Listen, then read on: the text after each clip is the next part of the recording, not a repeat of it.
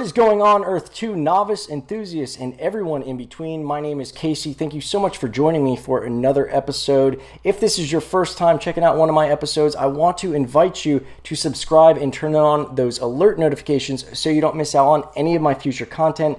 I produce several videos a week. I go live sporadically. I want to make sure that you're getting this information as soon as it comes out so you can take the most advantage of it. Speaking of timely information, you're also going to want to make sure you check out the links below because there will be a link to a contact form. Through that contact form, I will get your email and that will allow me to email you updates. So before I have time to film and edit and produce and post a video, you will be getting an email with up-to-date information and strategies and where I'm finding opportunities in Earth 2. I will also have your referral code. So that means I will be able to use your referral code as part of a raffle that I do every single time I make a purchase. I will be able to use your referral code. You will also be entered to win land. I do land giveaways weekly based on the people who fill out that contact information. So you're going to definitely want to make sure you do that after liking, subscribing, and turning on those alerts, obviously.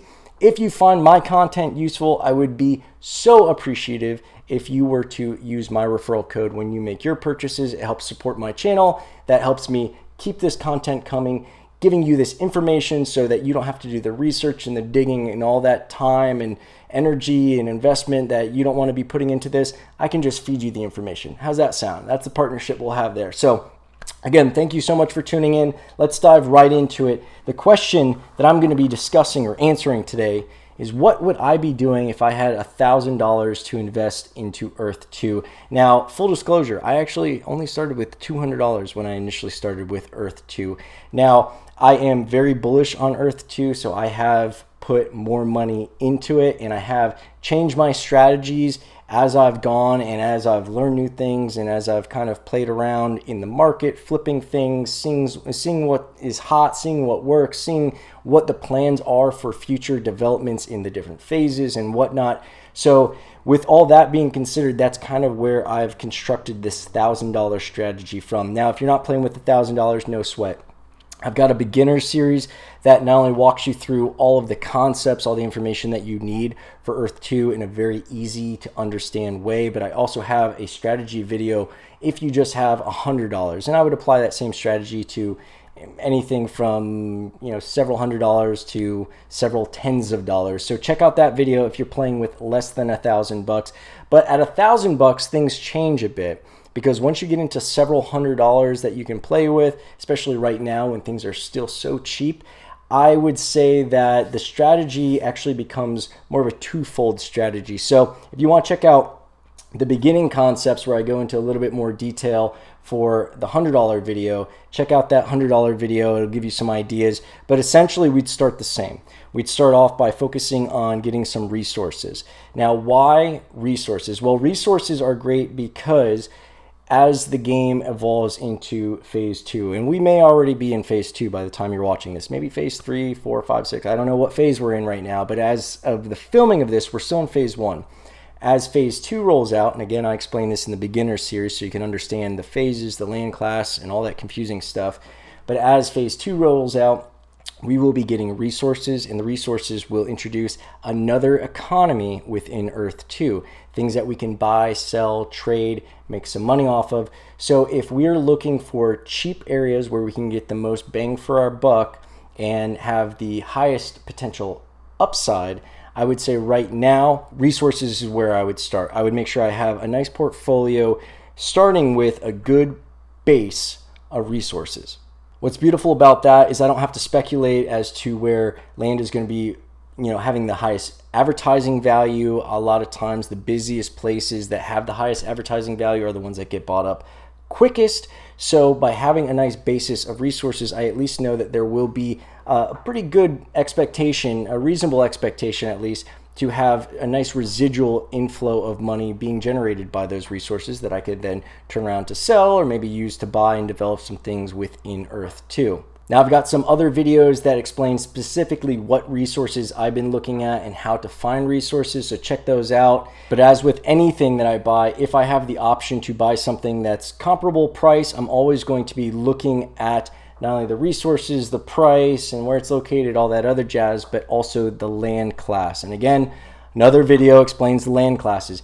Land class 1 is most desirable, 2 is second most desirable, 3, and then so on. Land class 1 is going to be the most advantageous for not only resources, but also advertising dollars, and it's also going to have the highest value as far as maybe flipping that portfolio in the future. Now the next thing, now that we're playing with $1,000, something that I don't do with the $100 strategy is I will also be looking for some advertising investments, meaning high trafficked land. Now, very much like the strategy I implement in the video for $100 investment, finding resources in these countries, I'm going to again be looking at the countries list.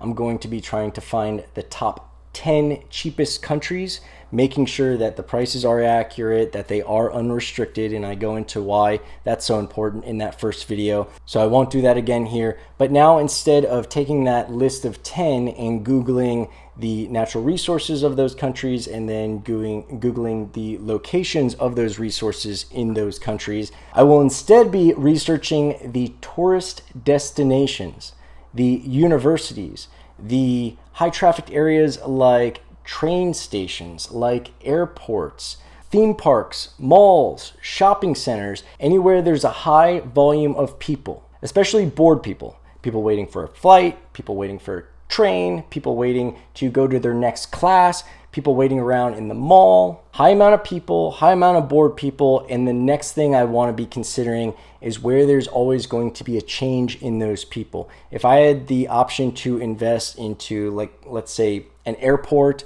or a mall versus a large commercial building, all of them are going to have a lot of people there, but a large commercial building is probably going to have the same employees there coming there for years. Whereas a university, a mall, an airport, there's still going to be a reasonable amount of those people who are going to be coming and going and never coming back again, a lot of new people. And if I was an advertiser, I would like those places because I would then be able to get the most amount of exposure to different eyeballs. And why do you care about what an advertiser wants? Well, an advertiser is exactly who you're trying to cater to when you're looking to invest in these high traffic areas. They're going to pay you to advertise in your location if you have high enough. They're going to pay you to advertise on your location or in your location if you have enough traffic there, especially if you have a lot of new novel eyeballs walking in and out of that place all day long, every single day of the week. The more people, the better. The more eyeballs, the better. So now out of that $1,000, I've got a chunk of resources, I've got a chunk of advertising land, and I'm feeling pretty good. Now, if I want to take a third chunk and I want to use that to invest in either two of those and have the intention to flip, that's another possibility, and it's another great way to start bringing in some additional money, which in my case, I would then be using to buy back into land. As I mentioned in the first video, you want to make sure that you're not getting into flipping too quickly. If you don't have an opportunity to buy back in and your overall end goal is to have a substantial portfolio of high value properties, you're going to want to be a little bit weary about getting into flipping. If you have a lot of class 1 and there's not a lot of class 1 left to be purchased, you might not want to be flipping the class 1 and then being forced into a position where you have the majority of your portfolio consisting of class 2. Now, eventually class 2, class 3, that's all that's going to be left. Eventually, even that stuff's going to get bought up. So class 1 will always have a higher value because there's such a small amount in relation to all the other available tiles. It might be because I'm so bullish and optimistic on Earth2, but I would personally be very adamant about holding on to a portfolio of class 1 tiles. If I only have $100, I mentioned before, I probably wouldn't get into flipping. I would constantly try to invest more money, but I wouldn't want to be risking that initial portfolio by flipping stuff and then finding that I can't really find as good of a position to buy back in. If you're looking to just make some quick money and get out, you're not really too optimistic about where Earth2 is headed, or you don't have the patience for long-term investments, that is up to you. I'm just telling you again what I would be doing with $1,000 or with $100 investment, and what my strategies would be and how they differ from each other at those different capital levels. Either way, I would probably be looking for other ways to find $20 a week or $50 a month, something like that, to continually invest into Earth2. I've actually invested quite a bit more than that at this point, But again, I always tell people, do not invest more than you can afford to lose. At the end of the day, all investments, whether it's stocks or cryptocurrency or Earth2, it's all subject to a substantial amount of risk, and you have to be willing to lose everything that you play with. Otherwise, you might find yourself in a position that you don't want to be in. Again, if you're new, I would strongly suggest that you check out the beginner series so you get a pretty good idea as to how everything is going to be playing out with Earth2. I think this is an amazing opportunity. I'm very excited about it, but there's always going to be some risk. The more you educate yourself, the more you can mitigate against that risk and reduce your exposure by not getting in too deep, getting in over your head, or putting yourself in a position that you can't get out of when you need to. I've got plenty more videos planned, so again, I invite you to make sure you're subscribed and you have those alert notifications on. Again, if you find my content useful and informative and it helps you make some investment decisions, I would be so appreciative if you use my referral code when you make your purchases. Also, make sure you've signed up for that contact form. That way I can reciprocate, use your referral code, and maybe give you some free land. Until next time, I look forward to helping you grow your portfolio and navigate this new miraculous, marvelous, mysterious world that is Earth 2.